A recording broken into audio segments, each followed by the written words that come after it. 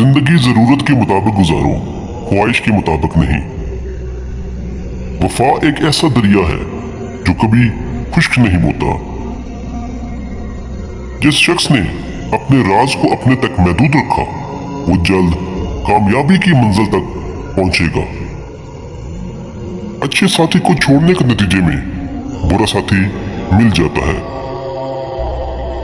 पिछली रात मैंने सीखा अल्लाह का आशिक कैसे बना जाए। इस दुनिया में रहना और कहना कुछ भी मेरा नहीं। जो दर्द तुम महसूस करते हो वो पैगामात हैं, उन्हें गौर से सुनो। तुम्हारी असल हस्ती तुम्हारी सोच है, बाकी सिर्फ हड्डियां और गोश्त है। तुम जितना ज्यादा खामोश रहोगे उतना ज्यादा सुनने के काबिल होगे। तुम्हारी परेशानियां तुम्हारी बेअदबी और नाशुक्री से जुड़ी हुई हैं। अपनी रूह की तलाश करो, अपने दिल को सिर्फ इन हड्डियों में न रखो। वक्त बहुत जालिम है, तजुर्बा देकर मासूमियत छीन लेता है।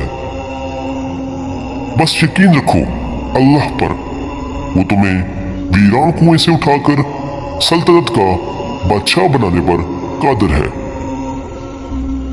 इख्तिलाफ के बावजूद एहतराम से पेश आना कमजोरी नहीं, बेहतरीन तरबियत की दलील है।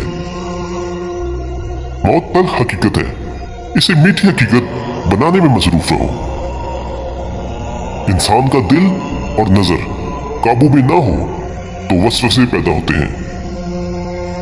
अल्लाह के खजानों में सबसे ज्यादा कीमती शय राह हिदायत है। अकेले रहना बुरी सोबत में रहने से बेहतर है। अच्छी सूरत दिल को मुतासिर करती है, जबकि अच्छी सीरत रूह को। लोगों के साथ उनके किरदार के मुताबिक नहीं, अपनी तरबियत के मुताबिक रवैया अख्तियार कीजिए। सहने वालों को अगर सब्र आ जाए तो कहने वालों की औकात दो कौड़ी की रह जाती है। किसी भी चीज से परेशान होने की जरूरत नहीं है।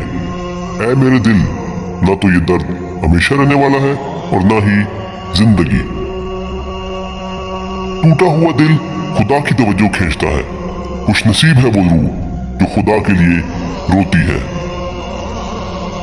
आंसू वो खून है जिसे गम ने पानी बना दिया।